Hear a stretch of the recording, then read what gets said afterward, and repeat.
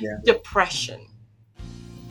Depression is big. I found that so big among artists, so big among singers, rappers, people who actually are the front and lead, even in a band. Because a lot of times we have different people behind us because we hire these people sometimes. Mhm. Sometimes it's not even the people that you are used to going with. You know what I mean? What was that like for you? And how do you how because look, I'm sorry, it hits every now and again. The depression hits every now and again. How do you maintain yourself when you go through your bout? Because everybody goes back in it. I mean, you can come out and all of a sudden you back in it again. I don't know how, but it happens. Well, the thing is having a strong faith in God, first of all. Hmm. And second of all, surrounding yourself around people who you know are genuine. Because as being artists, and yeah, there are a lot of people who, not even only artists, but people who just walk around in life. They see things happening. It's just like I even hear things. Whitney Houston, I was a huge fan, and Hmm. I want to know how her life went downhill, spiraled down the way it did. Now, I'm not going to say it wasn't her fault, because I do believe some of it was her own doing. But I don't think she had the guidance that she needed. But the thing is that there were a lot of people around her who were taking advantage of her as well, and she had to be something who she's not.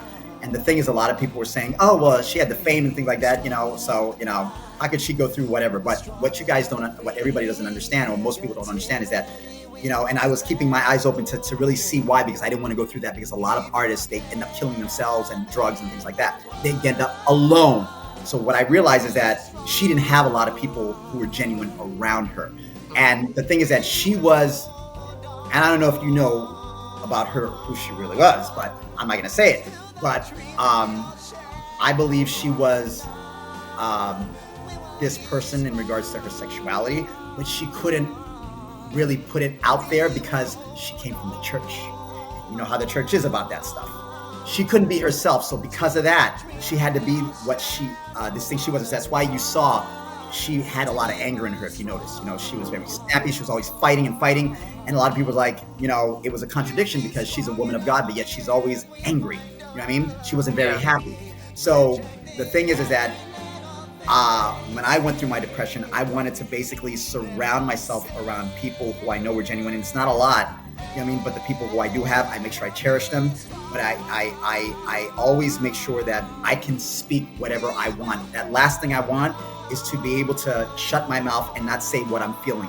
And Hmm. the fear, I don't want to have the fear to be around somebody who I can be afraid of not to talk, because then it's like I feel like I'm alone. That's what I don't want to be. I want to, this is me. This is how I feel. If you can't get it, then you just can't get me. And then I move on. And then, I pray to God that God finds me somebody in my life who will understand me as a person. You know what I mean? But, I want to do right. And